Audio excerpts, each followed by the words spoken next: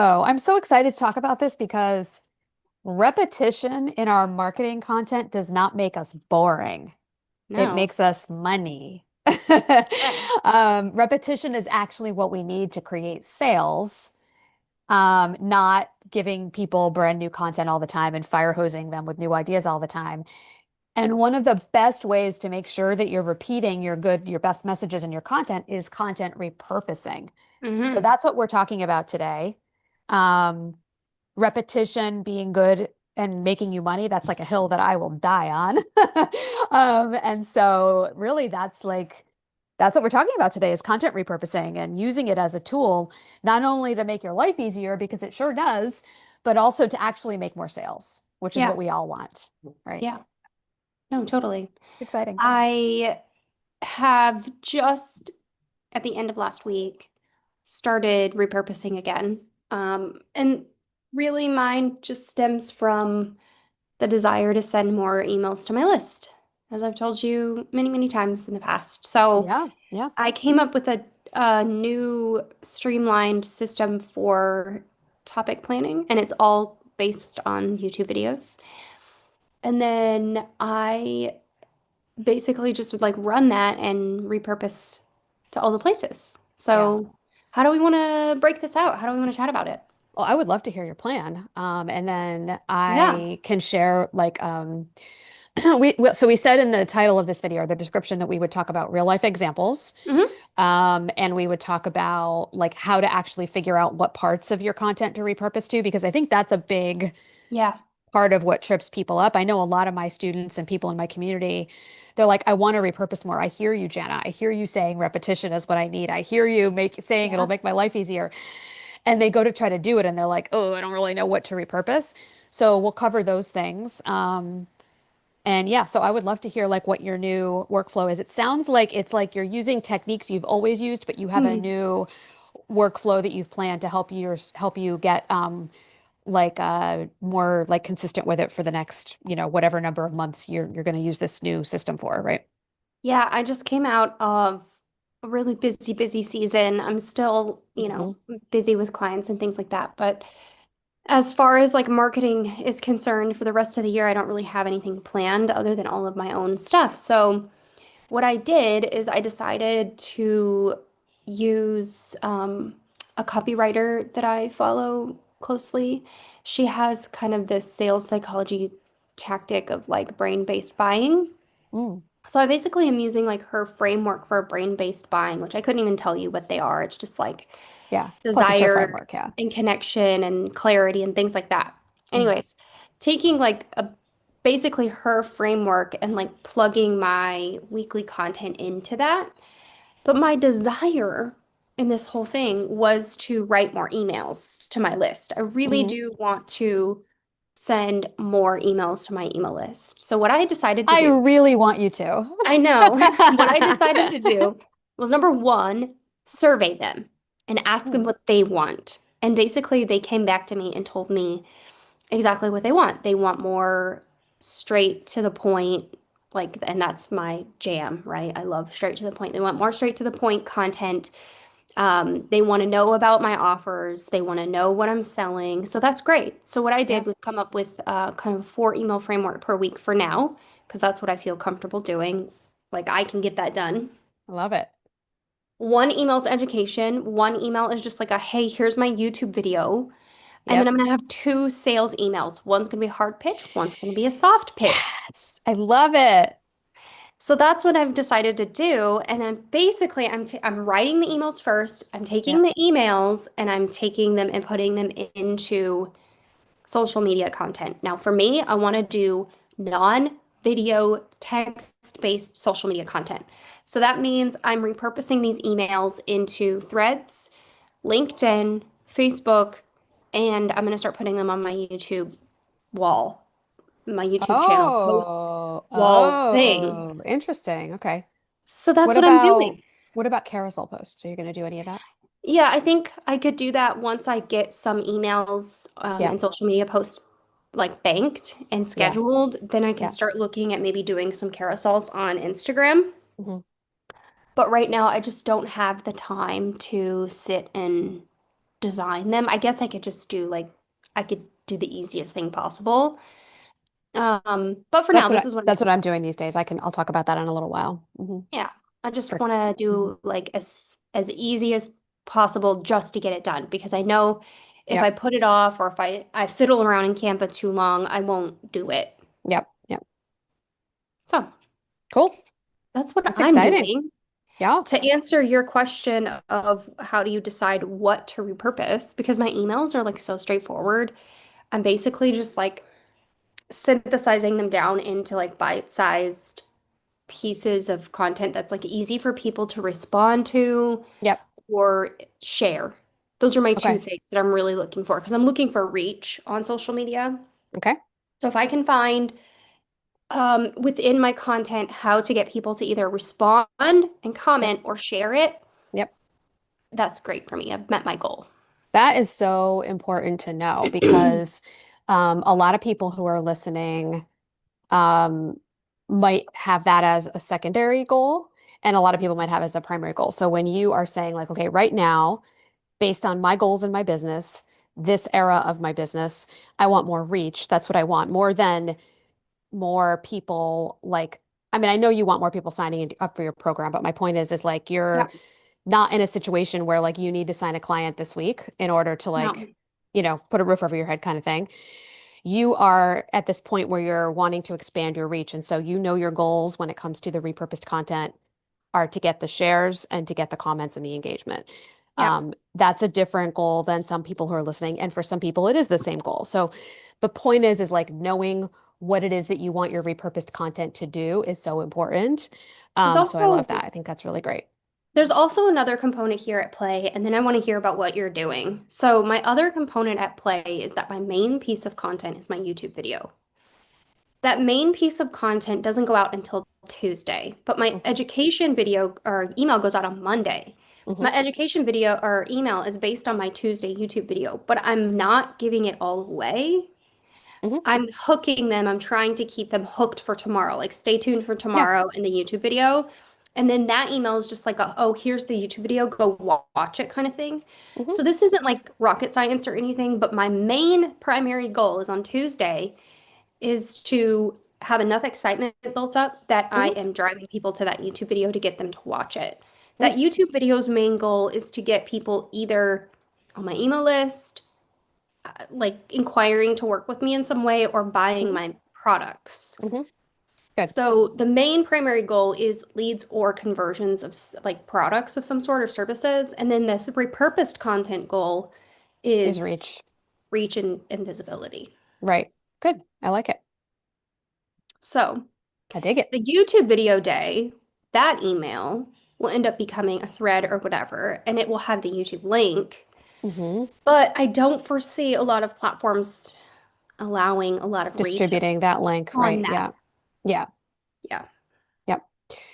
What is your link in bio on your various platforms? I need to update it, and that's something I need to get back to doing. But it's usually my YouTube video for the week. Okay. Yeah. Because I mean, you could experiment with instead of doing a link right in the post on Tuesdays. Oh, no, not on Tuesdays. When is the post going to go out? The repurposed post. They go out throughout the week. Okay. You could experiment with saying, most recent video, like this week's video is in my link in bio. Hmm. Yeah. Yeah. Another thing I guess you could experiment with, although I don't know that this works, so I can't say for sure, but you could try it. That's why it's an experiment, is you could do like catch my Instagram story for the link to go to that video. But that's probably too roundabout because like then the story might have expired when people see it and stuff. So never mind, scratch that. Yeah. It was a A lot of thought, but clicks too. Yeah. yeah, So I too many think if clicks. Yeah. people want to watch the video, like if I post on Instagram or whatever, Yeah. then threads, I'm just putting the link in the thread. It is what it is. I usually put it in a sub thread, so it's not the main thread. It's like a Right. thread Yeah. thread. Yep. I don't know what the reach is on that. Like if I have never analyzed the data to see if, links in sub threads are better than links in main. I don't really care. Yeah. Um, but that's really what I'm up to. So my content, depending on what it is, really does have a couple different goals. If you're new to this, your main goal might just be, I want to get clients. So you might want to follow more of what Jana does or teaches in HLC, which is her signature program, high leverage content, which you should be on her email list and hear about. Thank you. You can get on my email list at janaomedia.com/emails. Yep. Um, so on YouTube, I just have a quick question for hmm you. If I want to go to your URL on YouTube, like I'm on my laptop and I want to, it's youtube.com/Heather Farris. I think so, but I'm not sure. Okay. Whatever that is, I wonder if you could have that be like in your template for your threads posts, like at the very beginning, like after the hook.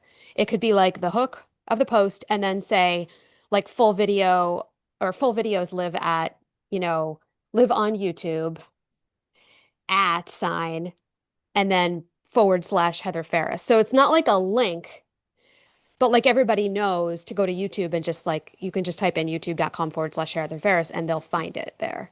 That way it's never a link, so it's not going to reduce your reach, Yeah.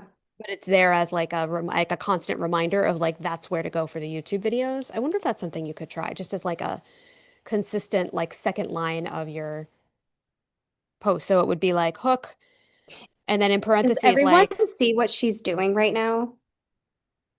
She's doing the repetition. what do you mean? You're coaching me to consistently repeat the same Oh, yeah. line in my Yeah, it's true. post.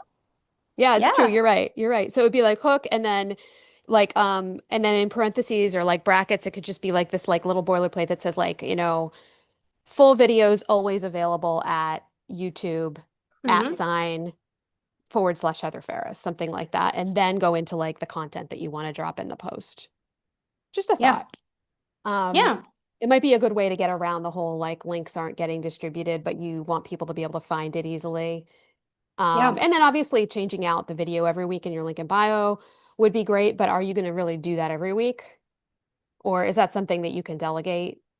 Will No, you I do remember all every my week own. when you publish your video every week, will you remember to go in and change it in the link in bio and threads? If not, maybe it's better Yeah. just to have like just your YouTube channel as the link, because it's always Yeah. going to be the most recent video, right? hmm Well, yeah, I mean, depending on how you have your channel set up and pinned, but yeah. Yeah. I, Okay, so that's my thought. yeah, I would like to hear more about yours now. And maybe we have friends in the comments this week. So we have Sonu, Beth, and Tamisha, Hi, because Sunu. Hi, she's Beth. our number one Hi, cheerleader. Tamisha. Are there questions or anything before we move on? Or are they just saying No, hi? Just saying they're hey, just girls. they're just chatting amongst themselves, Hi. it seems. Nice. Love that Okay. community. Okay, so I have some real examples to share, as Yep. promised, of repurposing, and a look at like it's been interesting because you're talking about your new shiny new repurposing workflow that you're going to be starting, which is exciting. I'm going to be talking about something that I've been like doing Doing pretty a while. consistently for a while. Yeah. And it's like, it's interesting because this particular workflow I'm going to share today, it's not something that I do like every week. Instead, it's something that I do from time to time, and I'll explain what I mean in a Hmm. couple minutes in order to just generate some like additional like new micro content. So Yeah. I use the term micro content because in my program, High Leverage Content, we build a capsule library of 12 to 20 blog posts, which are long form content. And these 12 to 20 pieces of content are designed to give your audience all the key things they need to feel ready to buy, but they also are rich and they're long form, right? So one of the reasons that and I just wrote an email about this the other day, actually, because it's kind of like a sleeper thing I talk about, because I'm always talking about how these are the things your audience needs to be ready to buy. But the great thing about this piece of, this thing, this way we do things is also that you end up with this piece of content that is endlessly repurposable. I Yeah. remember back in the Clubhouse days, speaking of Tamisha, Mhm. who we met on Clubhouse, Um, I used to run this weekly room on content repurposing, and people would come up. I would try to get people to come to stage and say, like, what are you repurposing this week? Tell us how you're doing it, to inspire everybody. And it was so hard to get people to come up and talk about it, even though we'd have a room full of people who are there to learn what other people are doing and they want to repurpose more. I realized that, like, it was so hard to get those people to come up and say what they were repurposing. And when I really dug into it, I realized I found out from them, from their words, that they wanted to repurpose, but they weren't sure what to repurpose. And a lot of times it was because they were sort of trying to pull blood from a stone. Like they were trying to Ah. repurpose from like an Instagram post.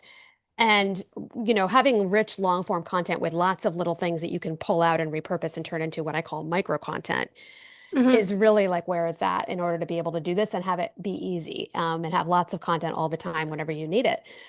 So you're not trying to, get blood from a stone. So I use and I teach inside of high leverage content this idea of the gem pull and the straight teaser methods. And they're basically little micro frameworks. Oh, I think I'm going to sneeze. Oh, sorry. Ah, Don't do it. oh my God. I have to. Oh my God, you stopped me. Ah, okay. They're basically little micro frameworks, that help you to identify what the different pieces of micro content are that you can pull out. They're little gems that you pull out of a blog post. But let's say, for example, you have a blog post that it's structured in a way where there's an introduction, a discussion about the pain point, and then maybe like three little strategies that you like to share with people to help them move towards the solution to a problem. Knowing that each one of those strategies can be a gem pull that kind of stands on its own as a piece of micro content. Your introduction has some gems in it, when you write it my way. The pain point pieces have some gems in them.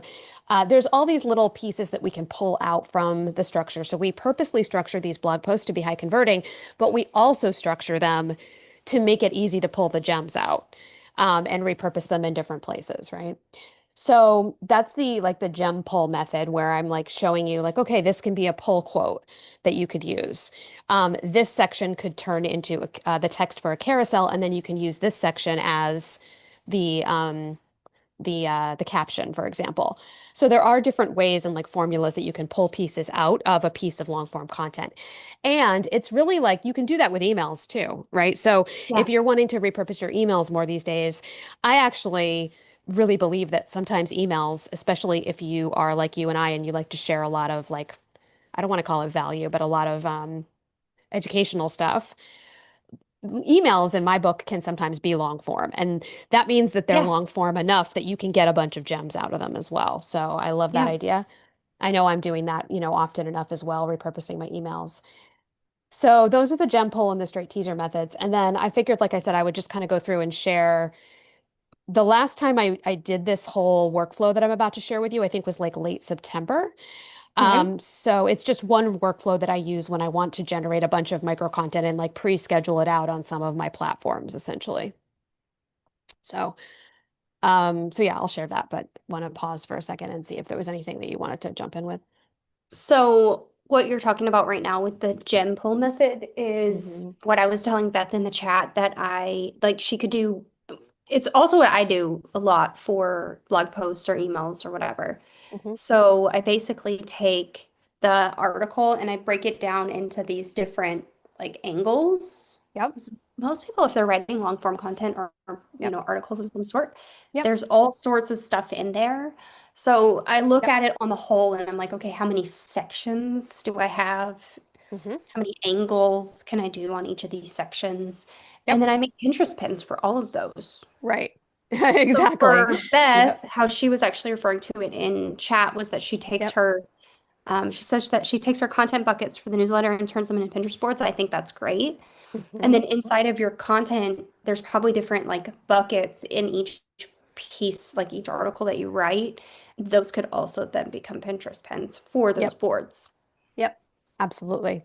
Yep. It's So, that's a great, it's like another lens to think about micro content through. Um, and it's worth thinking about if you do Pinterest, and it's honestly worth thinking about even if you don't do Pinterest, because yeah. like looking at it from the perspective of like if I were to make 10 Pinterest pins from this blog, where would all those little angles be? Is a Hmm. great way to start identifying the gems that you can pull out and use on any platform, including social media, Yeah. emails. I'm a big believer that everything you need, even speaking topics, can come from, from your blog posts. So, or your Yeah. long form content, let's say. So, yeah. I love it. Okay, so let me share what I wrote in an email that I sent out a while ago. Every once in a while, I send out an email that is like what I'm repurposing right now. And I go in, speaking of long form content, I go into like really deeply like what I'm repurposing this week or what I repurposed like last week. So I wrote that I went back to a blog post that I had originally published in May. This blog post is called The Unforced SEO Strategy That Got Me Booked Out with Clients. And first of all, what I did is I took the entire blog post and I put it into the high leverage content repurposing GPT. And one of the reasons I did that is because I had recently deployed that GPT and I wanted to be test driving it and using it a lot myself. I had already tested it, it was already deployed, but I wanted to get in the habit of remembering to use it myself so that I could Yep. know what my students are doing, right? So I put that in there and it gave me several threads posts. It gave me two different options for Instagram carousels with different angles from the blog post. And it also gave me one nurture email, is what I call it in that GPT, and one sales email. Yeah. I personally don't believe that those two things are in two separate silos, but just for purposes of like helping the GPT give us content that we can use, Yeah. that's what I called it, right? And it gave me those. And the great thing about the GPT, and you can use this with my GPT if you're in my program, but you can also use it with a GPT you've created on your own, or even just ChatGPT, honestly, in a chat, is that once it's generated those multiple pieces of micro content for you, those can be used in lots of different places. They don't have to just be for threads or just for a carousel or whatnot. And you can also, this is the great part, you can also say, like, give me 3 more carousel post options, give me 10 more Yeah. threads.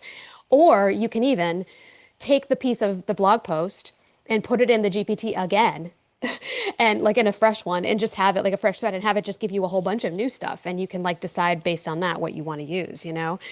Um, I also encourage my students with the GPT, and again, this is something you can use if you're using my GPT or if you're using your own repurposing GPT, to try with the whole blog post because you can put the literally the entire blog post into the GPT and have it find all the different, angles and whatnot, the gems. Um, but you can also take each section individually. So, for example, with this post, this unforced SEO strategy that got me booked out with clients, I could take the entire um, post and put it in the GPT and it'll give me some outputs. And I can also go in and take only the section where I tell my story, which is one of the like H2s in the blog post, and put that section only into the GPT. And then it'll give me outputs that are just related to that one section. So it's like we're going deeper on that section. And then I can go back and do a whole nother thread where I take only the section about like the steps for implementing unforced SEO and put that into the GPT. And again, it'll give me all the outputs more that focus more deeply on the content from only that section. So there's Okay. a lot of ways that you can like find all those different gems using a GPT or Chat GPT. You don't have to use that. You can use your brain. And we did that for years, right? Yeah. But obviously, a GPT or ChatGPT can give you like a lot of it, like an assist, essentially. So Yeah. that's what I did to generate all my like content ideas. And I never would take anything and just use it as is. Very rarely would I do that. I don't have anything against using it as is because it's my own thoughts and my own content that it's generating from. But it just usually needs some zhuzhing for me to feel like it's coming across clearly and not so Yeah. much sounding like me because my GPT is good at sounding like me, but like just saying what I really want to say instead of like beating around the bush or something. Sometimes I need to be like, that's not what I wanted to say. I just want to say this. Hmm. So, making those little changes before using the content is important. So that's how I generated the ideas. And then next up, I'll talk about like where I use those ideas and in what ways in the workflow that I used for taking those outputs and actually using them. But before I do, again, I want to pause and see if you have any thoughts on that Yeah. whole piece of it. I know you're using AI a lot to I help with also content. use, yeah, I also use a GPT to do my repurposing, and it also just pulls from my content. It doesn't generate anything new. Hmm. So Love that. it's only take in looking at my stuff, and Yep. then as I get started with like a piece of content repurposing with it, Hmm. it always asks me like, what's the goal for this? Yep. Um, you know, I'm currently Oh, I'm currently building and like training my project file Hmm. to respond and like ask these questions. So I don't have to like go into the project files and like train it directly. You can do that either way. You can just train it through conversations or you can do it in like the documentation. Hmm.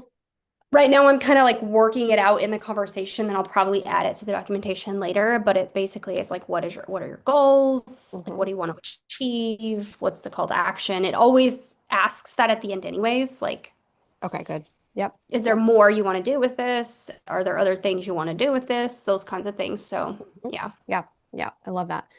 And I was going to ask you, like, why is your GPT only pulling from your content instead of like from the larger internet? I have a whole process that I use Hmm. with ChatGPT. So I start a new conversation just with regular ChatGPT. And Hmm. then because I've bought custom GPTs from Hmm. people and I've built my own, Yep. um, I use project files inside of Chat. The project file has all of my brand's training documentation in it. Hmm. So I start a new chat with just regular chat, and then I bring in the particular GPT I want to use. So whether it's yours or Kaylee's or whoever's. Hmm. Once I do that, then I can actually move that into my folder. If I don't do that, I can't move the conversation into the folder, so it can't read what's inside the project folder for all my Yep. brand messaging, tone, products, services, all of that stuff. So Okay. that's kind of, I don't know if that answers your question or if It this even does. what you Yep. asked. No, no, it is. I just wanted to make sure that people who are listening understand that like there are ways to make sure that ChatGPT is like drawing. Like if I were doing this in a GPT, I would say in the instructions or in the project files, for instance, I would say like as much as possible, only use the source material. Don't go looking for like anything like extra to add to this. I only want to Yeah. use my source material that I've given you, something like that. Yeah.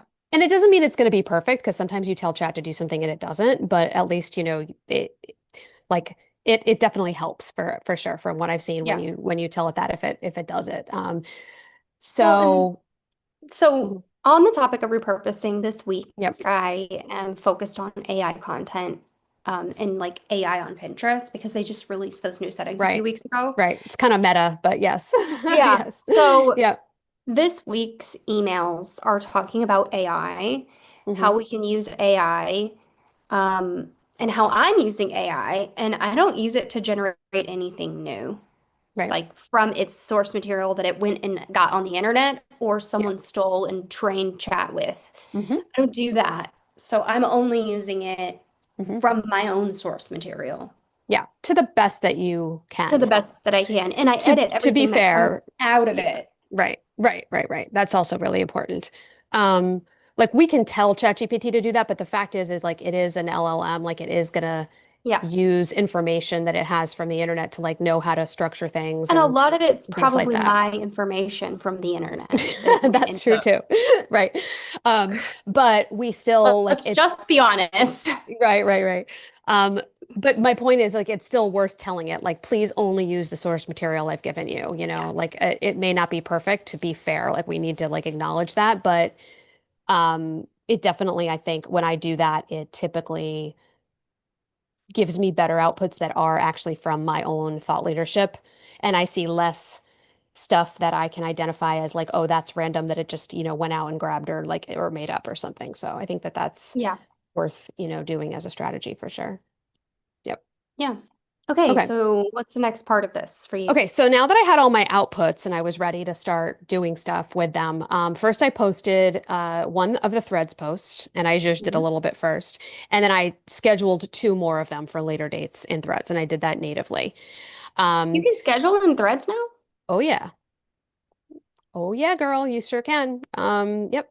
And while I was in Threads, I also did a search on Threads for a few SEO topics because remember the content that I was repurposing that I was utilizing for all my content for this week was my unforced SEO strategy blog post. So Hmm. I actually used the term SEO and did a search on Threads and found like five or six different things to leave a comment on while I was thinking about unforced SEO.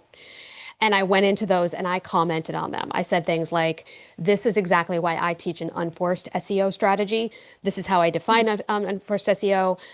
I talk about it a lot more in my free masterclass, which is in my link in bio.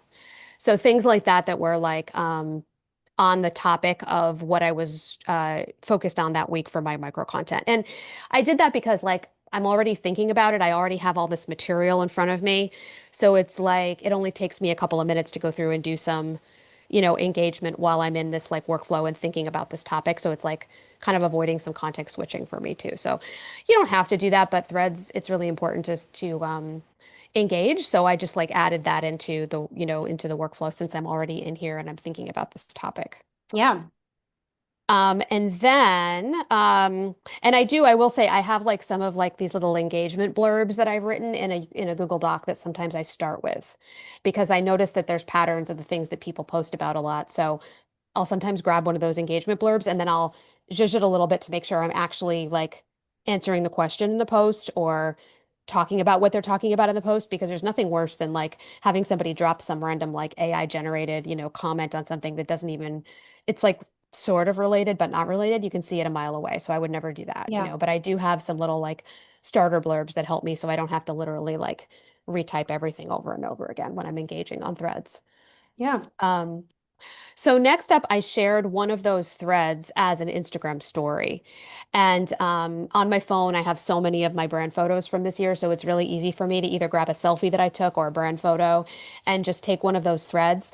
Sometimes I'll share the actual thread, like hit the share button from threads, but sometimes I'll just copy the copy and Hmm. I'll like just paste it into a story so that it's more like story-like. And sometimes I'll post it right there to the stories, and sometimes I'll save it to my draft so that I'm not posting it on the same day that I posted the thread with the same content. So like if I'm scheduling a thread for like next week, I might just take that same copy and paste it into a story and schedule and hit post now. Or maybe I'll save it to my drafts and post it when I need something to post in stories. So typically if I'm like, oh, I haven't posted a story in a couple days, I'll go in and first I'll check my drafts and see what's in there. Drafts only last for 7 days, so you have to be a little careful with that. Hmm. But I'll try to, post something that's already in draft and then, post something fresh as well. So, but that's again another way to kind of like amplify what I'm already doing because it's a quick workflow to just copy it from threads and paste it into, over one of my easy brand photos and just hit, either post on stories or hit uh, save to drafts so I have some fodder next time I go in and I need something. So your workflow, how long would you say that it takes you It for depends on one how book? much, yeah, it depends on how much content I'm creating, but I would Mhm. say everything I'm going to share with you today, it probably took me about an hour It's not bad. to, yeah, to No. go into the blog So post, find what I want, put it in the GPT, get some fodder, zhuzh the fodder as I'm scheduling it to the various platforms. It takes about an hour. I'm testing a new scheduling tool right now Hmm. because they approached me and they asked me if I would consider it. Yeah. And it looked like a neat tool. It's your Mm, run-of-the-mill social media scheduling tool. So mm, I was like, yeah, why not? They gave me a free account. hmm. Let's give it a go. So that's what I've been Cool. doing and using. Nice. And I would say it doesn't even take that long. I mean, the chat, I like talk to the chat and tell it everything that I'm going to be doing this week for my content theme. I give it the YouTube video outline. Hmm. And then I kind of give it the goals of what, like we go back and forth. It asks Hmm. us what the goals are of all the content or whatever. Hmm. And then the whole process maybe took me an hour and a half for the first one, but Hmm. only about an hour for the second one. I have to now schedule that content, and that scheduling only takes about 15 minutes. Mm, okay. Good. Is So, this I love you people that like test new tools for people like me who don't want to touch any new tools with a 10-foot pole. So thank you. Thank you, first of all. yeah, of When you course. say all this, I'm like, oh, this sounds awful, but I'm so glad that you do it, Heather. See, this is why I only want to do like text-based content for now because Yeah. it's easy just to copy and paste it, and then Yeah. I can create one thread and then duplicate it, make it a LinkedIn post, Hmm. and then duplicate it and make it a Facebook post. Hmm. So I Nice. do it like once, tweak it slightly for each platform, and then drag and drop them to the day of the week I want them to go out. Mm, mm, In the future, what I would like to do is actually do one piece of content. So, like this week's AI theme, and actually mhm, spread it out over the month. So it's not just everything for that one week is going out that week. mm. But, I'll get to that. I'll get to that I kind of like the way I personally like the idea that like one week you're focusing on the content that one is thing. derived from the YouTube video you just released. I like it from a thematic perspective for people, but I also just like from the customer experience perspective, like, oh, this week Heather's talking about, AI for Pinterest. Yeah, But I also like it for your goal of driving traffic to the to YouTube the video, video. So I don't know. I mean, Maybe I won't. maybe, yeah, I mean, we could explore, obviously I want to share the next thing too, but we could explore what the benefits are, what the upside is of mixing it up that way. But I don't really, unless there's some benefit that we haven't talked about that is obvious, like I don't know that you need to change that. I kind of like that format or that Yeah, that I mean, flow. the But only other thing I could see is like some people don't like watching YouTube videos, and that was one hmm thing in my audience survey that they came back and told me about. Um, some people like to read. So, hmm if I repurpose that piece of content later on, a few weeks hmm later, when the blog post is live, Yep. that might be a good way to drive traffic to the YouTube and the blog post because we put all the Yep. YouTube videos in the blog post. Yep. Yep. I personally am seeing more and more, and this has been happening for like a year or so, but I feel like it's even accelerating. I feel like the bloom is very much off the rose when it comes to video. Everything I see everywhere, and I mean, this may be one of those things where it's like, you talk about a red car, so you see a red car. Um, especially since I'm a written word girly, but I see so many people What is talking that about about? not being really into video these days. What? The red There's car a thing? specific psychological thing. Yeah, Are you the asking? red car thing. Oh yeah, it's like Yeah, oh I sorry, go can't ahead. remember the name of it, but there's a certain psychological thing Yeah, with it's that. basically the same concept behind the law of attraction and manifestation Mhm. and like the fact that our brains are always looking for evidence of what we already believe. You know what I mean? So it's It's like, always looking for patterns too. I think patterns are right. like a calming thing for people's brains, Oh, 100% more and more these which days, is why especially with all repetition this is so chaos. Yeah. so important. Bingo. Yep. It's why repetition is so important. Okay. Um, yeah, so getting back to the workflow here. So I already did all my threads for like the week or maybe even 2 weeks, and I Yep. did a little bit of engagement. I'll do more later in the week in this workflow. I turned some of those threads into some stories so that I have some interesting stories when I need them, or maybe I actually went and hit published on them. I do want to note that a lot of these little like punchy little threads posts that come out of a GPT, if you're asking it to do like tweets or threads or something like that, they do lend themselves really well to all kinds of like different CTAs. So the CTA that I was using in my stories when I was using these punchy little threads as fodder for stories is usually a link to the blog post to go read the full blog post, which is my unforced SEO blog post. But you can use different, you can use like stickers for asking questions. You can suggest people, look to a different post that you created for more detail. Like there's all kinds of things you can do, but typically when I'm using these punchy little threads in this workflow, I'm driving people to read the full blog post, but that's just me. You can use any CTAs you want that help with your goals for that week or whatever you're generally working on in your business, whatever you want people to be doing next. Oh, sometimes I also use them for like the CTA. A lot of times my CTA these days is for my free um, capsule blog strategy training, which is my free webinar. So that's also something I'm driving a lot of people to. So usually I'm back and forth between those CTAs. Either you read the blog post or sign up for the webinar. So, um, and then here's an interesting thing. I wanted to create an Instagram carousel for this blog post. And I actually didn't like any of the concepts or the copy it was giving me for the Instagram carousels, but I really liked one of the emails that it gave me. I liked the nurture email. So I actually used the copy that it gave me from the nurture email and I used that almost word for word for the carousel post. And as I was copying each line and pasting it into my carousel post, template essentially, although it's not a Canva template, I'll explain that in a second. It's not a template at all. It just pasting it in natively.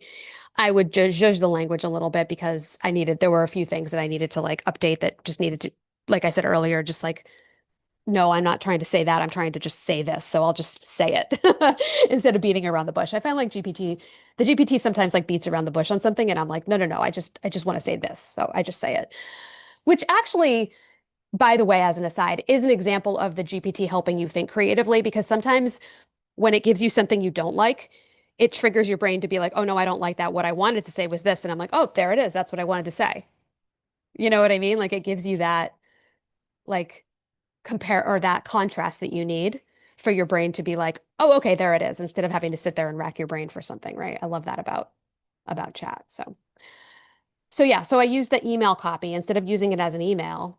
I just made it into a carousel. Yeah. And this is what I wanted to tell you earlier, real quick about the carousels, is I'm just taking an image of me, like one of my brand photos or a selfie, and I'm using it like 10 times, and I'm just pasting the copy natively into the carousels. I'm using that very organic Are you way doing of them doing in it. Canva? No, nope. How do Cut you out the do Canva. it? How do you do it for Instagram? Are you doing it in Yep. stories and downloading it? Nope. So this is what I do. I grab the photo I want to use, and sometimes I'll use two photos just to mix it up and keep people like scrolling. But it's either going to Hmm. be one or two, or occasionally, if I'm really feeling ambitious, I'll use like a series of this from the same photo shoot with me in the same outfit in different positions if I'm being really creative. But more often, I'm just taking one photo. So I'm Okay. finding the photo I want and I'm duplicating it 10 times in my photos on my phone. Okay. And then I'm going in on my phone to Instagram. I'm pushing the plus sign to create a new post. I'm choosing the multiple images so that you're going to create a carousel instead of just one image. And then I select all 10 of those photos. And then I hit Okay. next. So now you have 10 slides. And if I have a really long one, I might add more than 10 because it's easy to take them out later, but you can't add more in this workflow for some reason. And then I'm just copy paste, copy paste, copy paste onto each slide. So you can do this when you create a carousel now. You can just almost like in stories, you can add text. I had Correct. no idea. And it's so much easier than doing it in Canva. And I think they perform better too, because you've added the text natively. I don't know for sure, but I personally feel like they perform better. It may be because people like that style more these days Yeah. than more than they like a really designed Canva style. The only designed Canva style that I've been seeing performing well recently with Instagram is when I'm actually making it look like iOS core. Yeah. Otherwise, other than a couple of iOS core posts that I've been doing, I've just been doing a picture of me or a selfie or even a picture of something, you know, whatever in my house or something or in nature. Although I'm not big on a lot of nature, so I'll do like a building or something because I don't like nature I love nature, but in my brand, I'm not really a nature girl. I'm all about the architecture and the angles and stuff. So I'll take like a shot of a beautiful building, for example, and use that as like the photo. Um, and then just putting the text in natively. And so I'm using like, you know how when you have your MacBook and your phone, there's like you can copy and paste between them. I'm just in ChatGPT grabbing what it gave me in the output, pasting it into the thing, changing whatever I want. Next thing, copying on That's so good. ChatGPT, pasting into the thing, next thing. And then at the end, you just have to remove any slides you didn't use and then add a caption. And I'm typically using something from a blog post as the caption as well. So I'm not writing a caption from scratch. Yeah. Even better. Goes really fast, so you might want to Even try that. Earlier, better. when you were saying that you didn't have time for carousels, I was thinking, you should try my method and it's not my I'm method. gonna I mean, a lot try of your people are doing method. it, but yeah. Well, I never knew about it, so you're the first I'm hearing about this from. I thought you had to create, the only way you could add text in Instagram natively was in stories and then download them and upload them as a post. Mm-mm. That's how I've done it in the past, like even recently. Yep. But Beth even says in chat, I create Instagram posts on my computer. Is the phone better? Does the phone give you more options? Beth, yes, the phone will give you way more options, the mobile app, Mhm. as far as like things you can add. in stories at least. I don't know about this. I don't know No, about you're this feed you're right about post. you're right about carousels too. Yeah. Yep. So Yep, yep. nifty. I'm gonna give it a try. Yeah, it's so fast. So, so fast. Something else I'm getting back to is um, I bought a new lens this year. I bought an 11 millimeter, which is a wide angle lens. Mhm. So I can be further away from it and then crop myself in doing short form, tall videos. Oh, okay. And I'm getting, that's Jana. Hi, Jana. Hey, oh, hold on, let me come over. I'm I getting, was that Rianne? hi. Hi. Hey, girl. Hi. No, we're not on Zoom. We're on a YouTube live. So now you're going to be on my YouTube Oh, channel it's nice to see forever. you though. Oh, I missed your girls. Um, what was I saying? Oh, cropping in and doing my YouTube videos, doing short versions. So that's also Mhm. something I'm going to be adding back into my workflow Nice. soon. Cool. Yeah. One thing I like doing is going back to all my, because I used to do a ton of like B-roll types of videos with me like doing things and whatever, is just grabbing You did. screenshots from those. I'll just go back to them and grab Hmm. screenshots from them and use them as selfies instead of taking new selfies.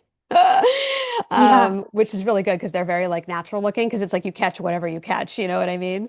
And that's a really Yeah. fun way to like, especially if you like want to take a selfie but you're not wearing any makeup if you're that kind of person, you know. I like to be wearing makeup in my selfies, Oh, but you don't have to be. Um, and when I say makeup, I mean like I don't I wear don't much like to use anyway, but yeah. I don't like to use filters, but I also don't wear makeup most days. Yeah. Really rarely.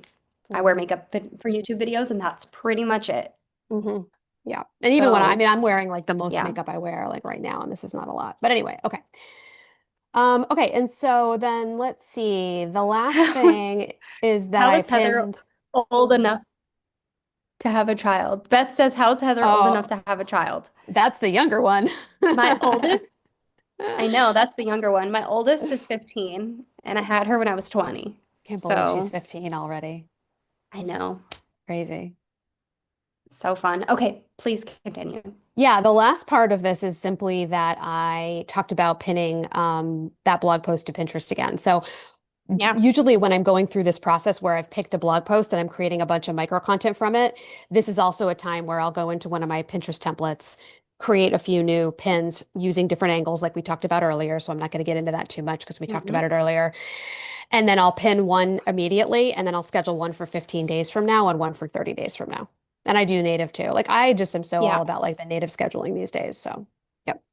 So that's it. I could get more deeper into I that, but we am kind of already so talked about it. interested. So, sorry. Yeah. I'm so interested in all the tactics that you talked about today because I didn't know that you could schedule threads natively for one. I didn't know you could make carousels natively in Instagram for two. Um, there's so much I didn't consider. I am so So glad to this give is you a so good. couple of I, little I hacks. always Hopefully, you're learn. not the only one. Hopefully, people who are watching this live and on the replay also feel the same way. Well, next week we're chit-chatting about what exactly? I'm not sure, but I'll tell you. While you're looking, let me just say I wanted to wrap this up real quick by saying that all of this comes from my blog posts and the way that I'm teaching Mhm. it in high leverage content these days in the repurposing section of high leverage content is that once you've built your capsule library, you can just circulate through each blog post for a week or two, creating micro content for that whole week from that blog post, scheduling it out, walking away. Now, of course, you need to do engagement. Like I'm not going to pretend you don't, but like this is how I'm batching these days, and this is how I'm encouraging my students to do that. And because Yeah. I'm teaching high converting blog post writing, the content you repurpose from those blog posts is also going to be high converting. And that's also really Yeah. important. Like, why reinvent the wheel when you've done all this hard work to make sure your blog posts are high converting? So, okay, Yeah, what and are I we think doing? that's a big mistake that a lot of we're doing 3 ways we sold new offers without testimonials. Yeah, this is really important That's what we're because, doing. yeah, a lot of my students have new offers or they're new to to this type of business. Or they're doing this Yeah. offer in a new container and they feel like they don't have testimonials or case studies yet. So what do you do when you need to sell, but you don't have those testimonials and case studies. Yeah, we're going to talk about it. Yeah. Okay. We'll see you all back here next week. I hope this was super helpful and gave you guys some tactical things. If you're watching the replay, make sure you check the description because I'm sure Jana would have stored away some things in there for you, including her 5 secrets to a high converting blog webinar, which is Yes. really Yeah, very that's, valuable.